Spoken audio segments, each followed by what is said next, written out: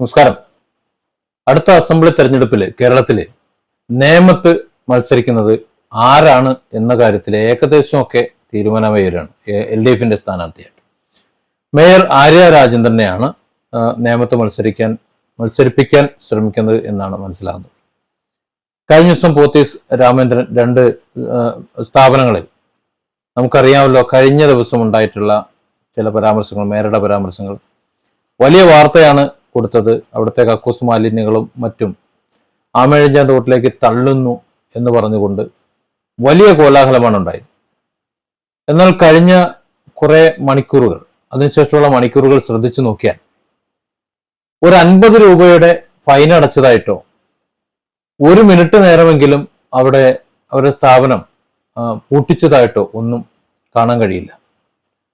അതിനർത്ഥം ഇവിടെ മേയർ ആര്യ രാജേന്ദ്രൻ എന്ന വ്യക്തിക്ക് പുതിയ ഒരു മുഖം സൃഷ്ടിച്ചു കൊടുക്കാൻ വേണ്ടി CPM കളിക്കുന്ന ഒരു കളി, ആ ഒരു കളിയായിട്ട് മാത്രമാണ് എനിക്കിതിനെ കാണാൻ കഴിയുന്നത്. പക്ഷെ അതിന് നിയമം തെരഞ്ഞെടുത്തതിലുള്ള ഒരു സംശയമാണ് എൻ്റെ മനസ്സിലുള്ളത്.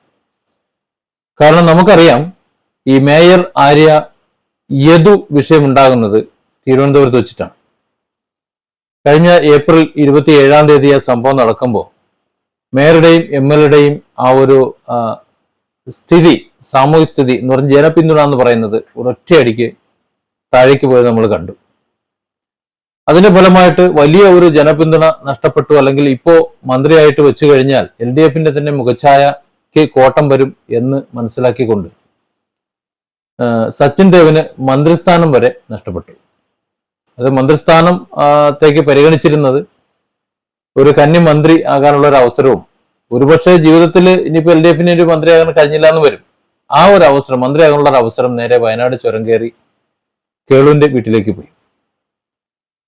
അതേസമയം തന്നെ ഇപ്പുറത്ത് മേയർ പല കേസുകളിലും പല വിധത്തിൽ ജനപിന്തുണ നഷ്ടപ്പെട്ട് വളരെ ശക്തമായ വിമർശനം പാർട്ടിക്കുള്ളിൽ നിന്ന് പോലും വന്നുകൊണ്ടിരിക്കുന്ന ഒരു സാഹചര്യം ഉണ്ടായി. CPMന്റെ തിരുവനന്തപുരം ജില്ലാ നേതൃത്വം അതിശക്തമായാണ് മേയർക്കെതിരെ വിമർശനം ഉന്നയിച്ചത്. മാത്രമല്ല, ഇപ്പോ ആ ബസ്സിലെ മെമ്മറി കാർഡ് കിട്ടിയിരുന്നെങ്കിൽ ഒരുപക്ഷെ CPMനാകെ നാണക്കേടായനെ, മേയറുടെയും MLAയുടെയും കാര്യം തീരുമാനമായനെ എന്നൊക്കെ വിധത്തിൽ പച്ചയ്ക്കാണ് വിമർശിച്ചത്. അത്രയധികം ഇമേജ് താഴ്ന്നു നിൽക്കുമ്പോഴും സച്ചിൻ ദേവിനെയും മേയറെയും സംരക്ഷിക്കാൻ വേണ്ടി CPMലെ മറ്റൊരു പക്ഷവുമുണ്ട്. മരുമോൻ പക്ഷം, റിയാസ് പക്ഷം എന്ന് വേണമെങ്കിൽ പറയാം. അങ്ങനെ ഒരു പക്ഷം ഇവരെ സംരക്ഷിക്കാൻ ശ്രമിക്കുന്നതാണോ, അതായത് നേമത്ത് നിർത്തി ജയിപ്പിക്കാൻ ശ്രമിക്കുന്നതാണോ, അതോ നേമത്ത് നിർത്തി മൂലയ്ക്കൊതുക്കാൻ ശ്രമിക്കുന്നതാണോ? ഇതാണ് ഇപ്പോ ശരിക്കും ചിന്തിക്കേണ്ടത്. മന്ത്രി ശിവൻകുട്ടി ഒഴിഞ്ഞു പോകുന്ന ആ ഒരു സ്റ്റേജിൽ നിയമം കാലിയാകുമ്പോൾ ആ നിയമത്തേക്ക് മേയറെ നിർത്തി വലിയ ഭൂരിപക്ഷത്തിൽ വിജയിപ്പിക്കുക. നമുക്കറിയാവുന്നൊരു കാര്യമുണ്ട്, തിരുവനന്തപുരം മേയർ ആകുന്ന സമയത്ത് ഏറ്റവും പ്രായം കുറഞ്ഞ ഒരു മേയർ എന്നൊരു ഖ്യാതി ഉണ്ടായിരുന്നു. പക്ഷെ അത്തരത്തിലൊരു മേയർ ആയതിന്റെ പിന്നില് മറ്റു പലർക്കും എന്തൊക്കെയോ ചെയ്യിച്ച് കാര്യങ്ങൾ നടത്താൻ വേണ്ടിയിട്ടായിരുന്നു എന്ന് പിന്നെ മനസ്സിലായി. അതിന്റെ ഭാഗമായിട്ടാണ് ലെറ്റർ പാഡ് വിവാദമുണ്ടായതും പിന്നെ അതൊരു കേസായതും അത് എന്റേതല്ല എന്നൊക്കെ പറഞ്ഞിരുന്നത്. പക്ഷെ പിന്നെ അതെന്തായെന്ന് അറിയാൻ വയ്യ, കേസ് പിന്നെ എന്തായെന്ന് അറിയാൻ വയ്യ. ഏതായാലും അതൊരു വഴിക്ക് നടക്കുന്നുണ്ട്, ആരുടെയൊക്കെ ചട്ടവുമായി നിൽക്കുന്നു. ഇതിനിടയിൽ പ്രായത്തിനൊത്ത പക്വത ഉണ്ടാകാതിരുന്നത് കൊണ്ടാണ് തിരുവനന്തപുരത്ത് സാഫല്യ ജംഗ്ഷനിലെ യദുവുമായി കൊമ്പുകോർക്കൽ ഉണ്ടാവുന്നത്. അത് ഒരു പണിയായി വരും എന്ന് മനസ്സിലായപ്പോഴാണ് ഒരു സാധാരണക്കാരനായ ഒരു എംപാൽ ജീവനക്കാരനായ യദു തന്നെ ലൈംഗികമായി ആക്ഷേപം കാണിച്ചു എന്ന് പറഞ്ഞുകൊണ്ട് മേയറും അതുപോലെ മറ്റൊരു ആരെയും കൂടി കേസ് കൊടുക്കുന്നത്. സച്ചിൻ ദേവ് പോലെ പങ്കാളിയാണ്, അവരെല്ലാവരും കൂടെ കേസ് കൊടുക്കുന്നത്. എന്നാൽ കഥ തിരിച്ചാണ് എന്ന് ജനം മനസ്സിലാക്കിയിരുന്നുണ്ട്. പിന്നെ യദു കൊടുത്ത കേസിൽ പോലീസ് കേസ് എടുത്തിരുന്നില്ല എന്ന് നമുക്കറിയാം. ആ കേസിൽ പിന്നെ കോടതി പറയേണ്ടി വന്നു കേസെടുക്കാൻ. കോടതി കേസെടുക്കാൻ പറഞ്ഞെങ്കിലും ആ കേസ് മൂലയ്ക്ക് കിടക്കുന്നത് നമുക്കറിയാം. ഇതൊക്കെ ജനരോഷമുണ്ട്. ഈ യദുവിന്റെ സ്ഥലം എന്ന് പറയുന്നത്, വീട് എന്ന് പറയുന്നത് നേമത്താണ്, നേമം മണ്ഡലത്തിലാണ്. അതായത് മേയർ ആര്യ അവിടെ മത്സരിക്കുകയാണെന്നുണ്ടെങ്കിൽ അടുത്ത അസംബ്ലി ഇലക്ഷനിൽ MLA സ്ഥാനം വാങ്ങുന്നതിന് അതുപോലെ മന്ത്രിയാകുന്നതിനൊക്കെ അവിടെ മത്സരിക്കുകയാണെങ്കിൽ യദു വിവാദം കൊഴുക്കുമെന്ന് ഉറപ്പാണ്. യദു എന്നൊരു സാധാരണ ചെറുപ്പക്കാരനെ ഇപ്പൊ 3 മാസമായിട്ട് വഴിയിലിറക്കി നിർത്തിയേക്കാണ്. വരുമാനമില്ലാതെ മറ്റുള്ളവരുടെ മുന്നിൽ കൈ നീട്ടുന്ന ഒരവസ്ഥയിലേക്ക് എത്തിച്ചു വെച്ചേക്കാം. എന്നിട്ട് അതേ മേയറുടെ മുഖം മിനുക്കാൻ വേണ്ടി CPM-ഉം മറ്റുള്ളവരും അശ്രാന്ത പരിശ്രമം നടത്തിക്കൊണ്ടിരിക്കുകയാണ്. അങ്ങനെ മുഖം മിനുക്കുന്നതിന്റെ ഭാഗമായിട്ടാണ് കഴിഞ്ഞ ദിവസം പോത്തീസിലും രാമേന്ദ്രൻസിലും രണ്ടിടത്തും ഈ കക്കൂസ് മാലിന്യങ്ങൾ അങ്ങോട്ട് ഒഴുക്കുന്നു എന്ന് ഫേസ്ബുക്കിൽ പേരെടുത്തുകൊണ്ട് ആദ്യമായിട്ടാണ് ഇത്തരത്തിൽ പ്രമുഖ സ്ഥാപനങ്ങളെ, വസ്ത്ര വ്യാപാരമായാലും ജ്വല്ലറി ആയാലും ഏതിന്റെ ആയാലും പ്രമുഖ എന്ന് മാത്രമേ എല്ലാവരും കൊടുക്കാറുള്ളൂ, ഇത്തരത്തിൽ പേരെടുത്ത് കൊടുക്കുന്നത്. എനിക്ക് തോന്നുന്നത് ആ സ്ഥാപനം കൂടി അറിഞ്ഞുകൊണ്ടുള്ള ഒരു കളിയാണ് ഇത് എന്നാണ്. അതുകൊണ്ടാണ് അവർക്കെതിരെ പിന്നെ നടപടികളൊന്നും വന്നതായിട്ട് വാർത്തയിലില്ല. ഫേസ്ബുക്കിലിട്ട വലിയ പോസ്റ്റും മാധ്യമങ്ങളിലും സോഷ്യൽ മീഡിയയിലും വന്നിട്ടുള്ള വാർത്തകളും മാത്രമേ ഉള്ളൂ. അതവിടെ ഒതുങ്ങുകയും ചെയ്തു. പിന്നെ ഈ തുടർ വാർത്തകളൊന്നും കണ്ടില്ല.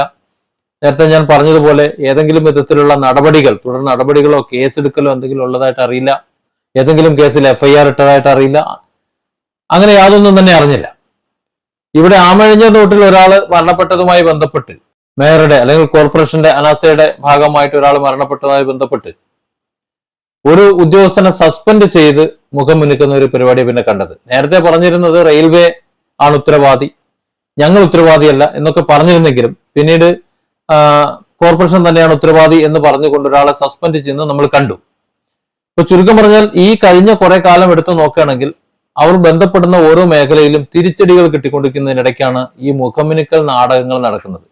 അതിന്റെ ഭാഗമായിട്ടാണ് ഞങ്ങൾ ശുചിത്വത്തിന്റെ അങ്ങേയറ്റക്കാരാണ് എന്ന് പറഞ്ഞുകൊണ്ട് അവിടെ രണ്ടുപേരെ കക്കൂസ് മാലിന്യങ്ങൾ തള്ളുന്നു എന്ന് പറഞ്ഞുകൊണ്ട് കുറെ പൈപ്പിന്റെ ഫോട്ടോയും വീഡിയോയും ഒക്കെ കാണിച്ചുകൊണ്ട് വലിയ വാർത്ത പടച്ചുവിട്ടത്. പക്ഷെ പിന്നീട് അതിന്റെ നടപടിയൊന്നും കണ്ടില്ല.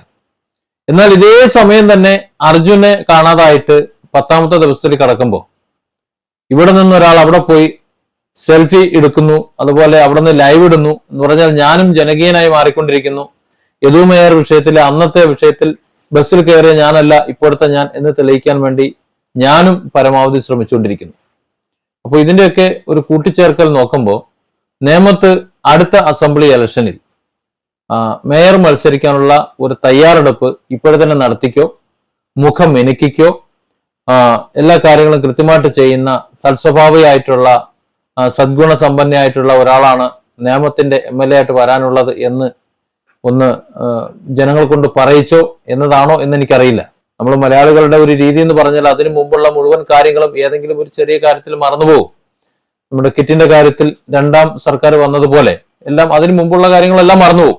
അതുപോലെ ഈ മേയർ ഏതു വിഷയമോ അവരുടെ അനീതിപരമായ നിലപാടുകളോ ഈ കോർപ്പറേഷൻ നരകതുല്യമായി ആമയെഴുതാന്തോട് അങ്ങനെ ഒഴുകുന്നതിനെ കുറിച്ചോ ലെറ്റർപാഡ് ഉപയോഗിച്ചിട്ട് മറ്റാർക്കൊക്കെ വേണ്ടി എന്തൊക്കെയോ ചെയ്തതോ അങ്ങനെ എല്ലാ കാര്യങ്ങളും മറച്ചു വെച്ചിട്ട് ഒരു നല്ല ഒരു ഇമേജ് ഉണ്ടാക്കിക്കോ എന്ന് CPM പറഞ്ഞതിന്റെ അടിസ്ഥാനത്തിൽ പോത്തീസിനെയും രാമചന്ദ്രനെയും കൂട്ടുപിടിച്ചുകൊണ്ട് ഇനി ഒരുപക്ഷെ നടത്തിയ നാടകമാണോ, ഇനി അതല്ലെങ്കിൽ അവരെ കരുവാക്കിയതാണോ, ഏതായാലും മേയറുടെ മുഖം മിനുക്കലിന്റെ ഭാഗമായിട്ടാണ് ഈ നാടകം എന്നുള്ള കാര്യത്തിൽ സംശയമൊന്നുമില്ല. അതുകൊണ്ട് എന്തായാലും നേമത്ത് മത്സരിക്കുമ്പോൾ യദു എന്നൊരു ചെറുപ്പക്കാരൻ അവിടെ ഉണ്ട്. സ്വാഭാവികമായും അവിടെ ഉള്ളവർ അത് മനസ്സിലാക്കും, എന്താണെന്ന് മനസ്സിലാക്കും, സംസാരിക്കും. നേമത്താണ് മേയർ മത്സരിക്കുന്നുണ്ടെങ്കിൽ യദു മത്സരിക്കുമല്ലോ എന്ന് എനിക്കറിയില്ല. യദുവിനെ മത്സരിപ്പിക്കാനും മതി, ഒരു സ്വതന്ത്ര സ്ഥാനാർത്ഥിയായിട്ട് മത്സരിപ്പിക്കാനും മതി. കാരണം അങ്ങനെയാണെന്നുണ്ടെങ്കിൽ അവിടെ UDF-ന് പിടിച്ചെടുക്കാൻ പറ്റും ആ മണ്ഡലം.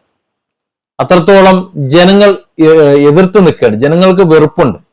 ദിനേന നടക്കുന്ന സമരങ്ങൾ, പ്രതിഷേധങ്ങളൊക്കെ അതിന്റെ സൂചനയാണ്. യദു എന്ന ചെറുപ്പക്കാരന് വേണ്ടി കക്ഷി